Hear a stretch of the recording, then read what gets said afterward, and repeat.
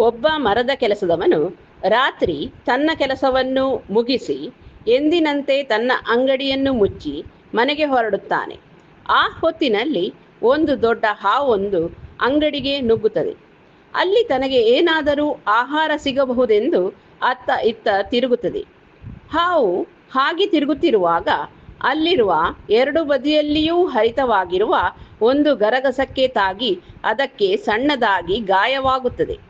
ಹಾವಿಗೆ ಸಿಟ್ಟು ಬಂದು ಆ ಗರಗಸಕ್ಕೆ ಕಚ್ಚುತ್ತದೆ.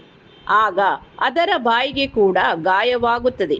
ಇದರಿಂದ ಹಾವಿನ ಸಿಟ್ಟು ಮತ್ತಷ್ಟು ಹೆಚ್ಚಾಗುತ್ತದೆ. ಕೂಡಲೇ ಅದು ಆ ಗರಗಸಕ್ಕೆ ಗಟ್ಟಿಯಾಗಿ ಸುತ್ತಿಕೊಂಡು ತನ್ನ ಹಿಡಿತವನ್ನು ಬಲಪಡಿಸುತ್ತದೆ. ಮರುದಿನ ಬೆಳಿಗ್ಗೆ ಮರದ ಕೆಲಸದವನು ತನ್ನ ಅಂಗಡಿಯನ್ನು ತೆರೆದಾಗ ಅವನಿಗೆ ಗರಗಸದಲ್ಲಿ ಸುತ್ತಿಕೊಂಡು ಸತ್ತಿದ್ದ ಹಾವು ಕಾಣಿಸುತ್ತದೆ. ಆದರೆ ಹಾವು ಬೇರೆಯವರ ಆಕ್ರಮಣದಿಂದ ಸಾಯಲಿಲ್ಲ, ಬದಲಿಗೆ ತನ್ನದೇ ಆದ ಸಿಟ್ಟು ಮತ್ತು ಹಠದಿಂದ ಸತ್ತಿತ್ತು.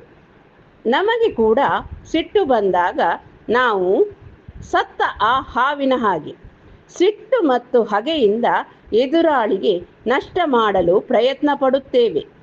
ಆದರೆ ಸ್ವಲ್ಪ ಸಮಯದ ನಂತರ ಅದರಿಂದಾಗಿ ನಮಗೆ ಹೆಚ್ಚು ಹಾನಿಯಾದದ್ದು ಗಮನಕ್ಕೆ ಬರುತ್ತದೆ. ನಾವು ಸಂತೋಷದಿಂದ ಜೀವಿಸಲು ಕೆಲವೊಂದು ವಸ್ತು, ಜನರು, ಘಟನೆ ಹಾಗೂ ವಿಷಯಗಳನ್ನು ಕಡೆಗಣಿಸಬೇಕಾಗುತ್ತದೆ.